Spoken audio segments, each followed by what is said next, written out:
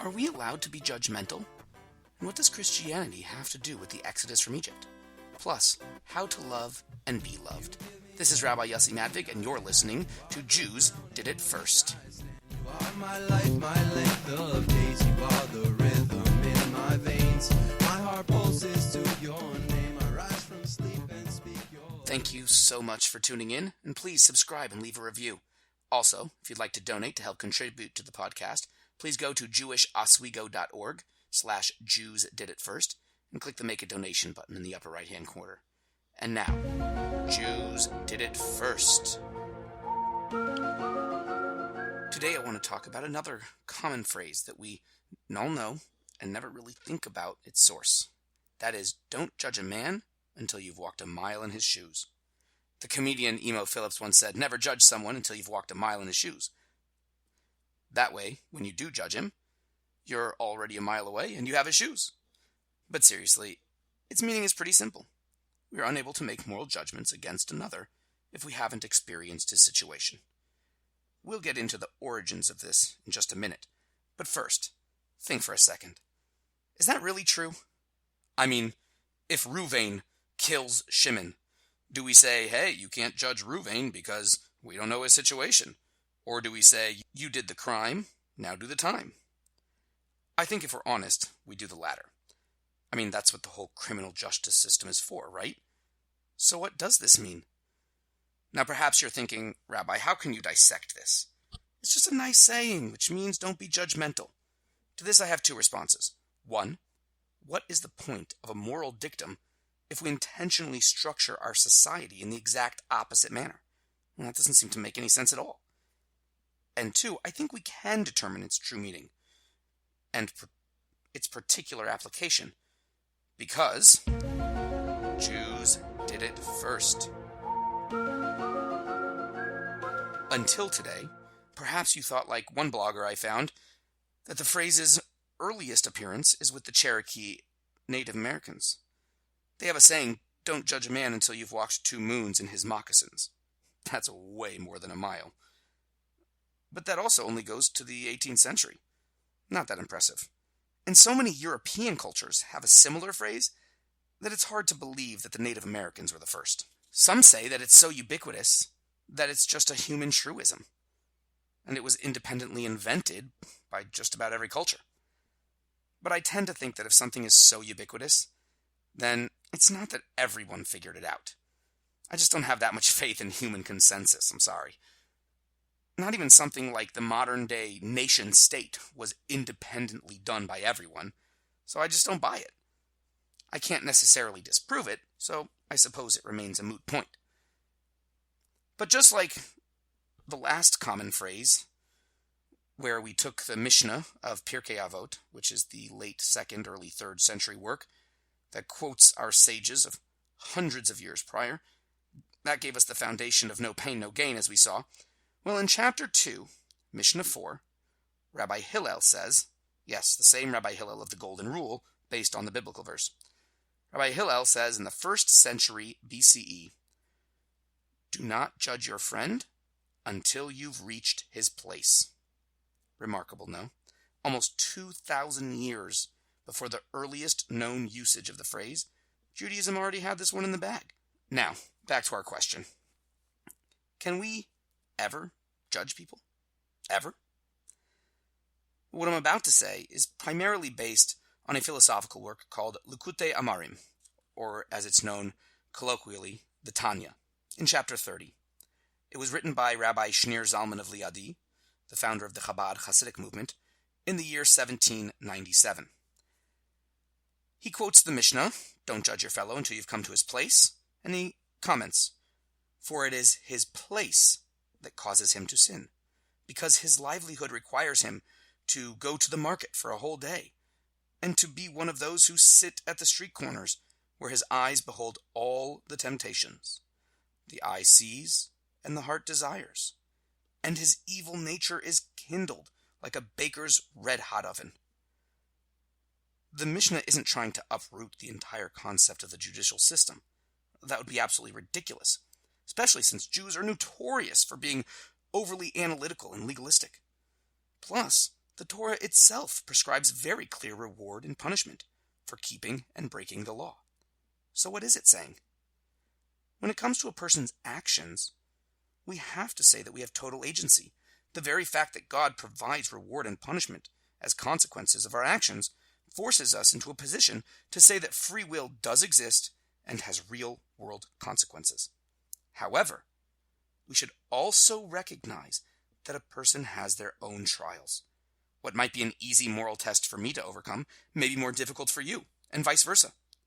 This could be because of natural tendencies, as well as our cultural surroundings and upbringing. What would you have done if you were in his situation? Perhaps this is just one of the reasons why the death penalty is incredibly difficult to implement in Judaism. So much so that the Talmud says that a court that administers the death penalty once in 7 years, in another version it says once in 70 years, is considered a murderous court. So, judge their physical actions in the strict legal sense, of course, but judge their soul in your heart and how you feel about them as a person, as a child of God, that we are enjoined by our sages to avoid. And now, the counter-missionary.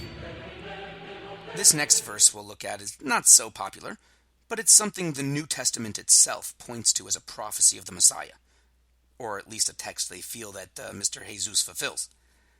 The New Testament claims that he went to Egypt to flee some sort of evil decree by Herod. The verse it supposedly fulfills is Hosea 11:1, "Out of Egypt I called my son." There's a serious problem here. If you actually read the whole verse, the claim makes no sense whatsoever. Hosea 11:1 reads, "When Israel was a child, then I loved him, and out of Egypt I called my son." The first part of the verse clearly identifies the son here as Israel, the Jewish people, being called out of Egypt. That is, the Exodus. Remember Moses, Pharaoh? They made a movie about it, I think. This sounds a lot like our Isaiah 53 problem. You take a reference to the Jews and apply it to a single individual. And furthermore, not only is Hosea not making a messianic prophecy, he's not even speaking about the future, but the past. So, I don't particularly agree with this verse being used as a messianic prophecy in any way, shape, or form, and I think the missionaries have a serious problem on their hands with this one in particular. Okay, let's talk about love. I just did a wedding this past weekend, and it went wonderfully. The bride and groom did a great job. Yours truly, of course, did a fantastic job, if I do say so myself. It was my first kosher wedding that I've ever done, so it was really exciting, and I hope to do many, many more. So, there's a beautiful mitzvah in the Torah that is the basis for the golden rule. Remember back to episode 1? It seems to come up a lot, no? That mitzvah is in Leviticus 19:18, "You shall love your neighbor as yourself." But how is that possible? I mean, we love ourselves a lot, usually unconditionally, if we're a healthy person. So how can I apply how I love myself to every single Jew? There are many explanations to this, but I want to focus on two things: how to love and what is love. We see the first time love is mentioned in the Torah is by Abraham loving Isaac. God says, "Take your son, your only son, the one that you love." The second time is by Isaac himself, loving Rebekah, and he took her for his wife, and he loved her. And the third and fourth time is when it says that Isaac loved Esau, and Rebekah loved Jacob. Do you see the pattern here? The one who is loved can love. It is so critical that we love others, so that they in turn can love. But how can we love? Because we are loved by God Almighty. We are his children. As it says, "You are children of the Lord your God." He loves us like an only child. And therefore, we can, in turn, love. But what does love look like? God actually shows us in the creation of the universe. He made space, as it were, for us to exist. I mean, if God is infinite and everywhere and everything, and so on, so in order for us to exist as independent beings, he has to somewhat remove himself from the picture, so to speak, in order that we not just be completely nullified in his existence. So the ultimate expression of love for another is to make space, to remove our ego and put another first. This works for loving our fellow Jews as well as God himself. We're commanded in the first paragraph of Shema, the quintessential Jewish prayer from Deuteronomy chapter 6. You shall love the Lord your God with all of your heart and with all of your soul. When we take our own will and desire out of the picture and put God's first, that is truly loving God. So the next time you don't feel like eating kosher or observing Shabbat, think about how God set his very self aside, so to speak, to give you life. Then, momentarily, set aside your own self, just for a minute, a day, an hour, to do something for God and for your fellow Jew. Thanks for listening. I'd love to keep in touch, so please feel free to continue the conversation with me on the Facebook page, Jews Did It First, or email rabbi@jewishoswego.org. I'm also on Twitter @OswegoRabbi. Until next week, Shabbat Shalom. Countless are your praise. You are the power that saves. Some days I take hours to pray. But even if my tongue was sweet and lips graceful, I would still be unable to praise you. I'm grateful. I promise to be loyal and faithful. I'll represent you. I won't disgrace you.